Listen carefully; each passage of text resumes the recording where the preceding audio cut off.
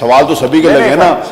20 जो माननीय सदस्य हैं सभी तो आप ही के हैं। सर आपका संरक्षण 20 सदस्य तो सभी तो आप ही के हैं। आप लोग लगाते हो तो मैं किसी को मना कर रहा हूँ क्या? सबको अधिकार नहीं है क्या? मेरी सुन तो लीजिए सर। धन्यवाद अध्यक्ष जी। हम लोग यहाँ सवाल लगाते हैं उत्तर प्रदेश की समस्याओं को लेकर, सभी सदस्य बामुश्किल सरकार वो सवाल एक्सेप्ट करती है जो उन्हें अपने गुणगान करने होते हैं। मैं जो सवाल आपने लगाया वही तो एक्सेप्ट किए हैं। नहीं, अच्छा कोई दूसरा एक्सेप्ट कर लिया तो बताओ जिसने ना लगाया। सुन तो लीजिए, सुन लीजिए सर। मेरा आपका संरक्षण इसलिए चाहिए सर हम लोगों को। अभी मंत्री जी के जवाब के अंदर मंत्री जी ने लिखा है प्रदेश के स्व-वित्त पोषित प्राथमिक उच्चतम विद्यालयों के शुल्क निर्धारण के नियम हेतु अधिसूचना 1891/79 V181 के 10/18 एक उन्होंने उसका वो दे दिया अधिसूचना का। मेरा अध्यक्ष जी इतना कहना है, ये आपने अधिसूचना जारी की लेकिन इसका इम्प्लीमेंट हो रहा है या नहीं हो रहा है, आप इस पे कार्रवाई कर रहे हैं या नहीं कर रहे हैं, तो ये सर सदन में जवाब जरूर आना चाहिए। दूसरा सर, वो जमाना अलग था कि जब राजा महाराजा बड़े बड़े लोगों के बच्चे पढ़ा करते थे। अब जमाना आ गया कि हर आदमी क्या है, रेडी लगाने वाला, खोमचा लगाने वाला, गरीब से गरीब आदमी भी ये जानता है कि अगर उसके बच्चे को अच्छा जीवन जीना है तो उसको शिक्षा जरूरी है। शिक्षा इतनी अहम हो गई है, और मैं ये बात इसलिए कह रहा हूं सर, सरकार की ये जिम्मेदारी है। प्राथमिक शिक्षा बुनियाद है।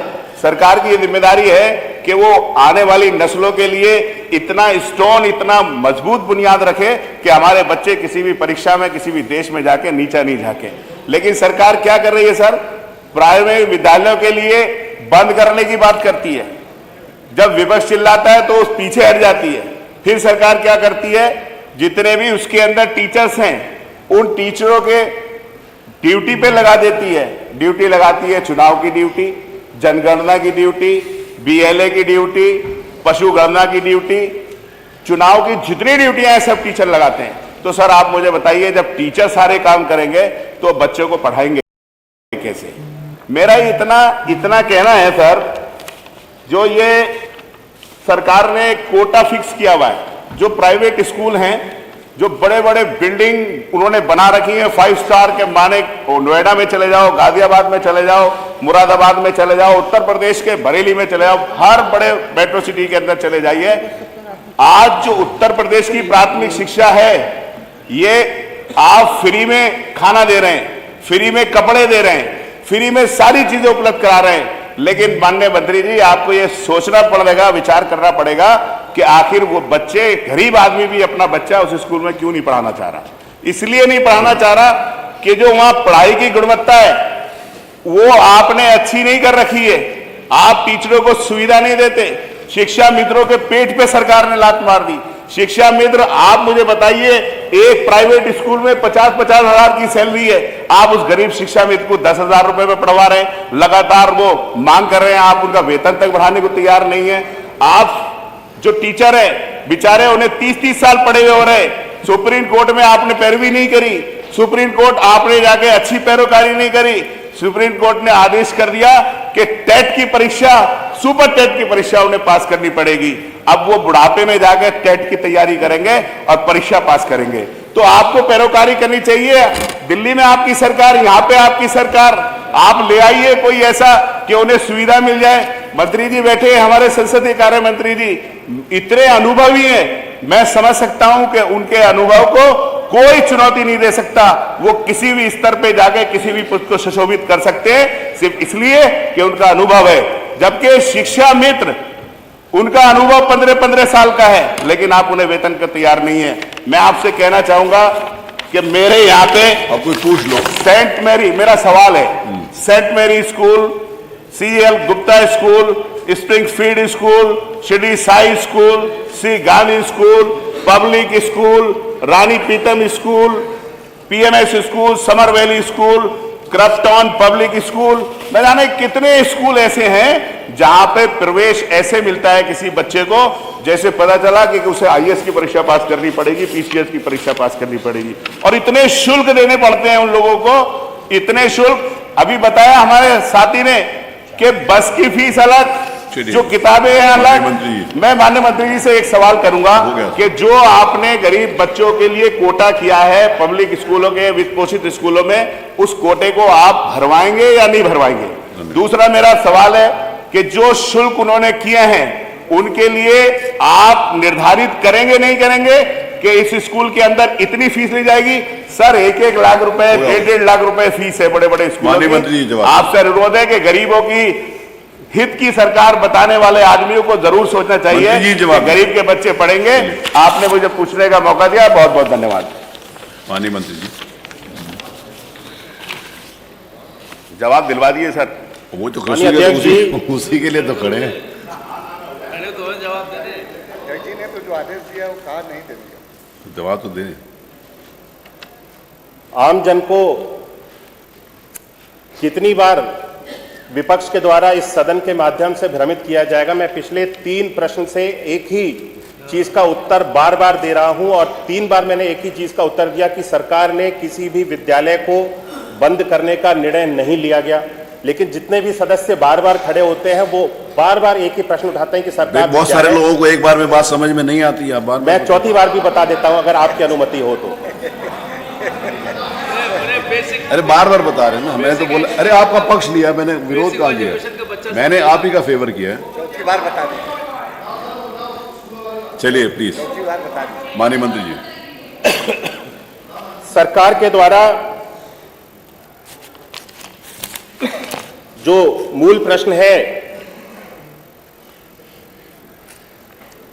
जो फीस रेगुलेटरी को लेकर के प्रश्न उठाया गया,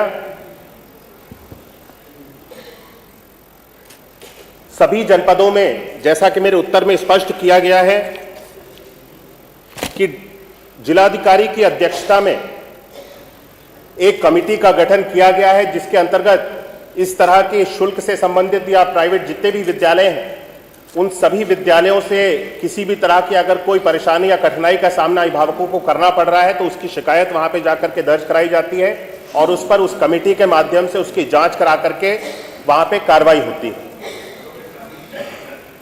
जिन जिन विद्यालयों का जिक्र माननीय सदस्य ने अपने प्रश्न में किया है अनुपूरक में, अगर इन विद्यालयों के संबंध में उस कमेटी में कोई शिकायतें दर्ज कराई गई होंगी समस्त सभी विद्यालयों के संबंध में, तो उसकी जांच करवा करके मैं जिलाधिकारी को यहां से निर्देशित कर दिया जाएगा कि उस संबंध में जो भी शिकायतें प्राप्त हुई हैं उस पर कार्रवाई कराई जाए। मैं अवगत कराना चाहता हूं कि इस हर एक जनपद का तो मेरे पास में डेटा भी उपलब्ध नहीं है, लेकिन इस कमेटी के माध्यम से जनपद संभल में पुस्तकों की शुल्क अधिक वसूलने के संबंध में माननीय सदस्य ने प्रश्न उठाया था। 33 विद्यालयों पे अधिक पुस्तकों के शुल्क वसूलने की वजह से 33 विद्यालयों में जनपद संभल में इस कमेटी के माध्यम से कार्रवाई कराई गई और वहां पे जो शुल्क वाकई में वसूला जाना चाहिए था उस शुल्क को निर्धारित करके बच्चों को उनके हित के लिए प्राइवेट विद्यालयों के ऊपर लगाम लगाई गई। इसी तरह से जनपद गौतम बुद्ध नगर में भी कुछ विद्यालयों के संबंध में ट्यूशन फीस को अधिक वसूलने के संबंध में जानकारी प्राप्त हुई थी। मैं विद्यालयों के नाम नहीं लेना चाहता हूं, लेकिन उन सभी विद्यालयों में जो अधिक ट्यूशन फीस वसूलने के शिकायतें प्राप्त हुई उस पर भी लगाम लगाते हुए ट्यूशन फीस को रेगुलेट किया गया इस कमेटी के माध्यम से और बच्चों की जो फीस थी उसको निर्धारित कर जो होनी चाहिए थी उसको करने का निर्णय सरकार के द्वारा लिया गया और इस कमेटी ने उसको पूरा किया है। जहां तक शिक्षा के बढ़ते हुए स्तर और गरीब बच्चों को भी, गरीब परिवार के बच्चों को भी अच्छी शिक्षा उपलब्ध कराने के विषय में माननीय सदस्य ने प्रश्न किया। आरटी के अंतर्गत व्यवस्था बनाई गई है कि हर एक प्राइवेट स्कूल के अंतर्गत 25% जो बच्चे उसमें दाखिला किया जाएगा वो गरीब परिवारों के निम्न वर्ग के बच्चे होंगे और उसकी एक पूरी प्रक्रिया है। लॉटरी की प्रक्रिया के माध्यम से हर वर्ष हम सभी विद्यालयों में एडमिशन्स कराते हैं और जो ये एडमिशन्स किए गए हैं 2021-22 में आरटी के अंतर्गत प्रदेश भर में 61,403 बच्चों का एडमिशन कराया गया था। 2022-23 में आरटी के अंतर्गत 70,406 बच्चों का एडमिशन कराया गया। 2023-24 में आरटी के अंतर्गत 1,02,49 स्टूडेंट्स का नामांकन कराया गया और 2024-25 में 1,13,991 स्टूडेंट्स का नामांकन आरटी के अंतर्गत सभी प्राइवेट स्कूल्स में कराया गया और 2025-26 में 1,40,007 बच्चों का नामांकन आरटी के अंतर्गत सभी विद्यालयों में कराया गया है। ये बढ़ती हुई संख्या बच्चों की अपने आप में इस चीज का सबूत है कि सरकार आरटी के अंतर्गत और बच्चों के भविष्य के साथ में बिल्कुल भी खिलवाड़ नहीं कर रही है और हर एक बच्चे को हम जो उसका हक है उसको दिलाने के लिए आरटी के अंतर्गत एडमिशन दिला रहे हैं। नेक्स्ट क्वेश्चन, अगला प्रश्न देते हैं। अगला प्रश्न 6 प्रश्न। अब 1 लाख की सूची आप उनके ऑफिस में चले जाइएगा, दे दें कंप्यूटर से। मैं आपके अगला प्रश्न ले लेते हैं। अभी अगला प्रश्न लेते हैं। अभी 5 ही प्रश्न हुए सिर्फ। श्री महेंद्र नाथ यादव। तारांकित पर पूछने का अवसर दिया, उसकी सूची आपको मिल जाएगी। माननीय मंत्री जी, 1 लाख की सूची इनको दे दीजिएगा। 1,40,000 की सूची उसमें पेन ड्राइव में दे दीजिएगा और फिर आप 1,40,000 को कंफर्म करके बताएंगे कि हुए कि नहीं हुए।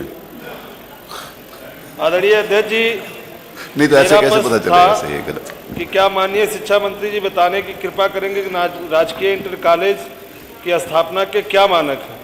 तो जवाब आया कि राजकीय इंटर कॉलेज की स्थापना के कोई मानक निर्धारित नहीं है।